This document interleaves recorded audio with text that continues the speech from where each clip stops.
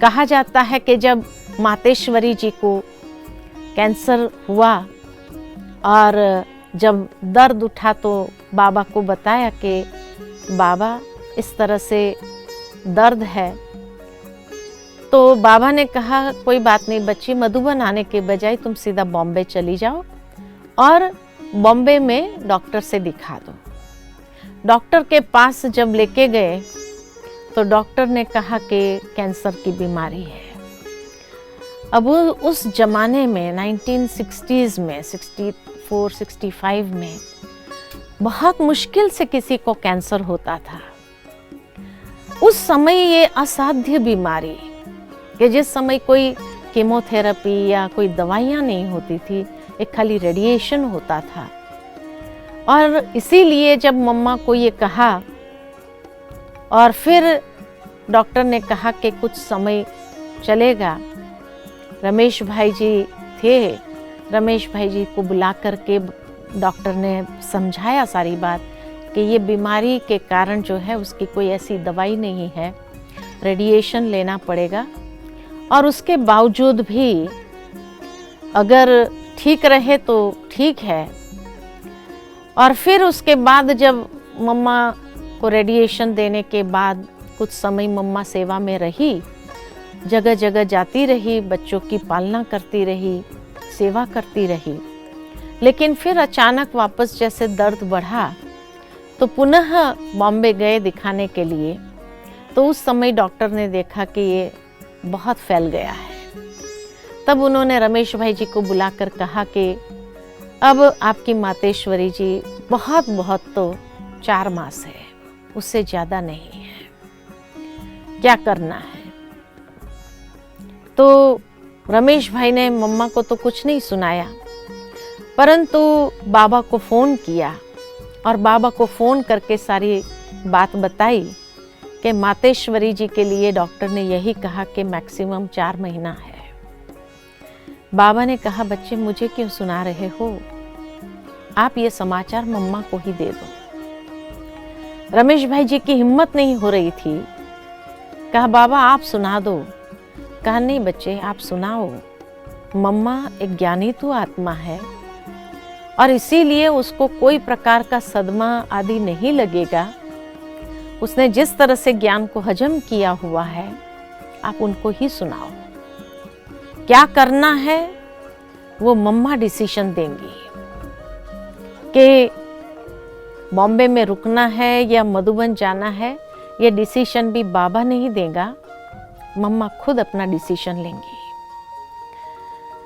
बहुत रमेश भाई जी मन को मजबूत करते हुए मम्मा के पास गए और बोलने की हिम्मत नहीं हो रही थी, तो मम्मा को लिख करके दे दिया कि मम्मा डॉक्टर ने ये बात कही है कि बहुत तो आपके शरीर में जिस तरह से ये बीमारी फैल गई है तो 4 महीना है आपके पास में। तो बाबा ने कहा है आपको सुनाने के लिए और आपको ही डिसीजन लेना है कि आप यहाँ रुकना चाहेंगे या मधुबन जाना चाहेंगे या क्या चाहेंगे, कहाँ जाना चाहेंगे।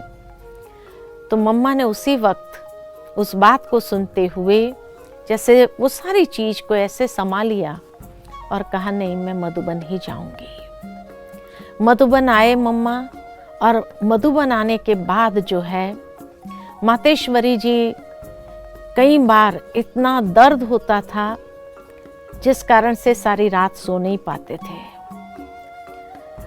उस समय बाबा ने ये व्यवस्था कर दिया था कि माइक स्पीकर लगवा दिया था उनके कमरे में, जिस कारण मम्मा रोज मुरली तो वहाँ स्पीकर पर ही सुनती थी अपने कमरे में, क्योंकि मम्मा को श्वास बहुत उठता था। 2-3 तकिए लगा करके सारी रात ऐसे बैठी रहती थी और बहुत जोर जोर से श्वास चलता था, क्योंकि ब्रेस्ट कैंसर जिस तरह से फैला हुआ था तो लंग्स आदि में फैल गया था, तो उस कारण से जो है बहुत श्वास चढ़ता था। लेकिन जैसे ही बाहर आती थी बच्चों से मिलने के लिए, बाबा से मिलने के लिए, जैसे ही दिन के समय में बाहर आती थी मम्मा, कि किसी को पता भी नहीं चलता था कि सारी रात मम्मा को इतना श्वास चढ़ा होगा और सारी रात सो नहीं पाई होगी। चेहरे पर उस बीमारी के एक रेखा तक मम्मा के नहीं आती थी। और कहा जाता है कि जिस दिन शरीर छोड़ा मम्मा ने 24 जून शाम को 4 बजे के आसपास, तो उस दिन भी सारी रात मम्मा सो नहीं पाई थी, खूब श्वास चढ़ा था। लेकिन करीबन 10 बजे के आसपास मधुबन का जो बगीचा है वहाँ अंगूर लगे थे और बहुत सारे अंगूर उस सीज़न में निकले थे। काफ़ी पार्टी वाले थे मधुबन में। तो बाबा ने मम्मा से कहा, मम्मा आप हर बच्चे को अंगूर देंगी? अंगूर और आम देते रहे।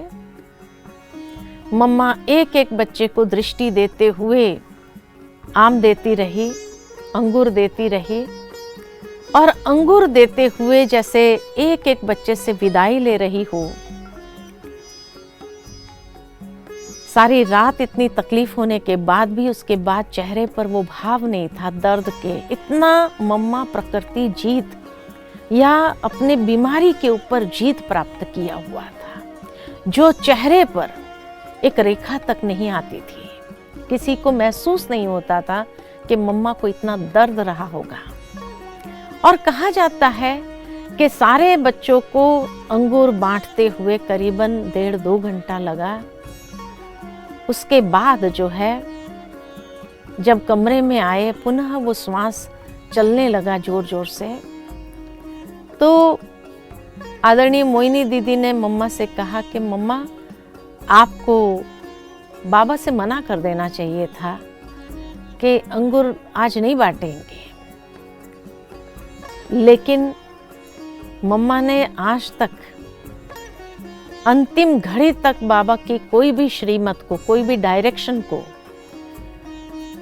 रिजेक्ट किया हो, मना किया हो, ना शब्द कहा हो, ऐसा कभी हुआ नहीं। तो उस दिन कैसे होता था?